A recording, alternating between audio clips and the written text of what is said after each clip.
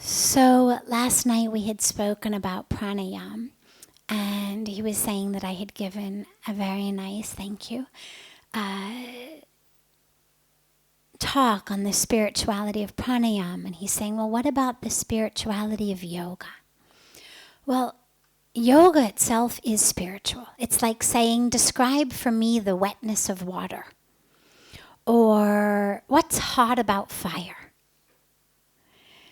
Fire is hot, water is wet. There's no place that water ends and wet begins.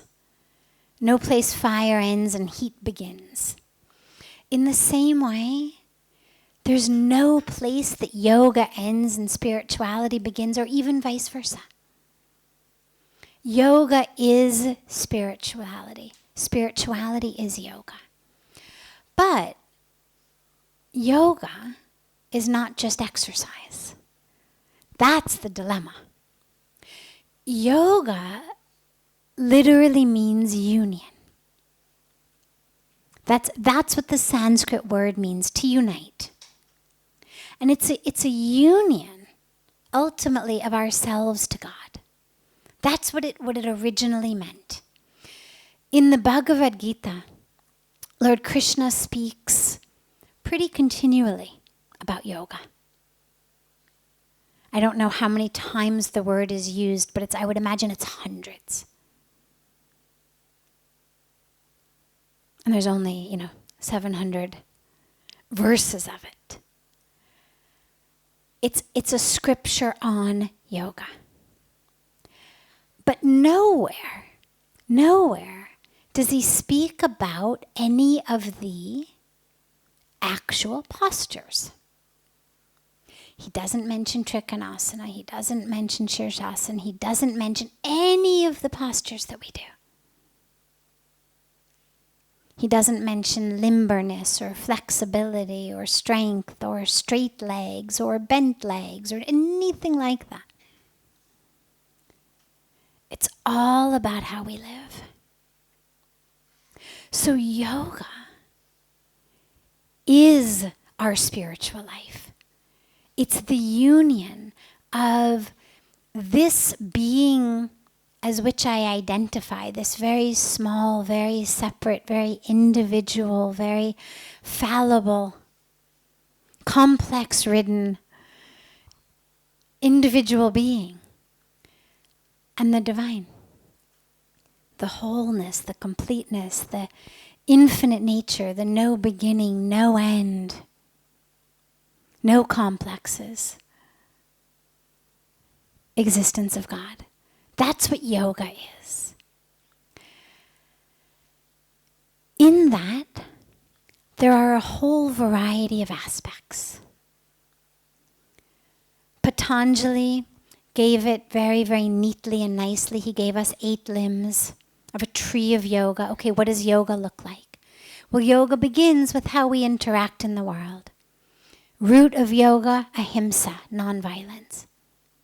It's the very, very, very first part of the first limb of Patanjali's 8 limbs of yoga.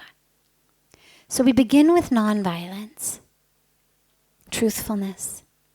We move all the way up through how we live in the world, how we live with ourselves, the yamas and the niyamas, our outer behavior, our inner practice. We move up through asana. Those are the postures. Those are the exercises. That's limb 3. Now, in that, there's 2 aspects to asana.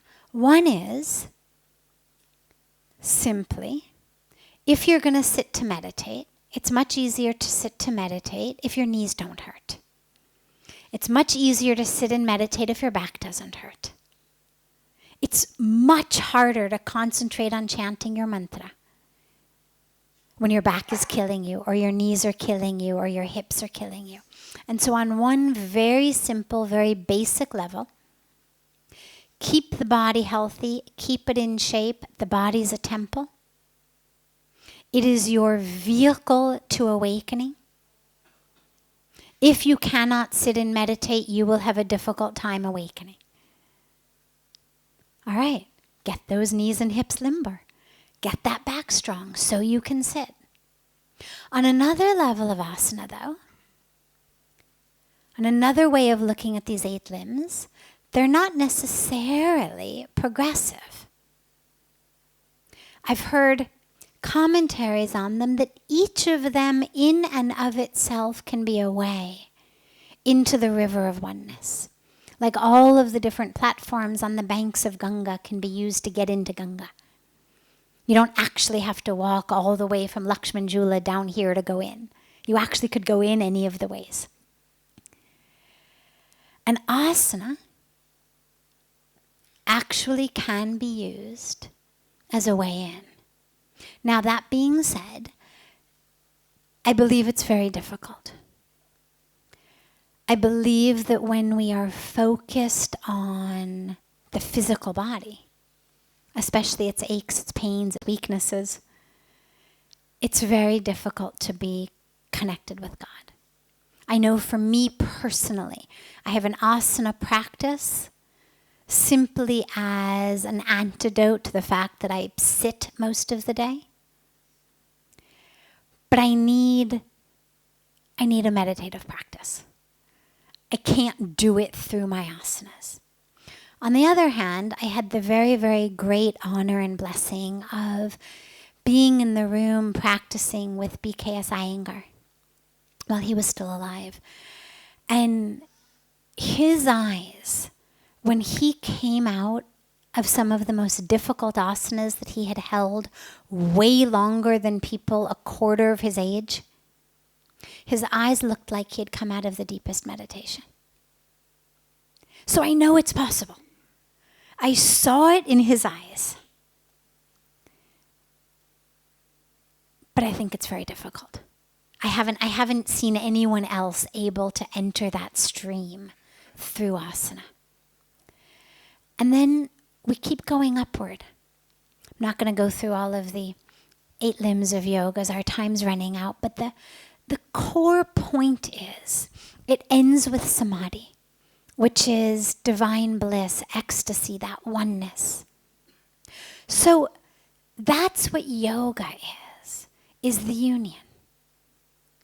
And whether you begin by working your way up, whether you enter anywhere along the way, through your actions, through your postures, through your breath, through your attention, through your meditation,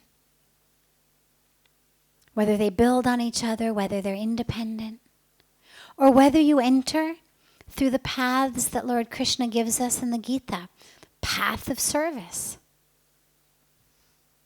karma yoga, serve your way to enlightenment, jnana yoga, the path of wisdom and understanding, inquire your way to union, path of bhakti, love your way to union. But of course, they all become one. It's not one or the other. I mean, you begin in one, but ultimately, regardless of which of the 3 you begin with, they all come together. If I love you, obviously I'm going to want to serve you. It's why we do nice things for the people we love. If I love you, I'm going to want to know more about you. If I love you, I'm going to listen to you tell me about your dreams in the morning, even though ordinarily I wouldn't care, but I care because I love you. So they all end up going together. So it doesn't matter where you start as long as we know that the ultimate goal is union. And that's what yoga is. So yoga is spiritual. If you're doing yoga without spirituality, you're exercising. Nothing wrong in that. Exercise is a great thing. We all need more of it, or most of us do anyway. But we just need to be clear about what it is we're doing. Calisthenics, aerobics, stretching, weight training, no problem. But then let's call it what it is. Just because my arms are in a certain direction or I'm upside down doesn't make it yoga if it's not part of the full package, if it's not in the service of ultimately my union.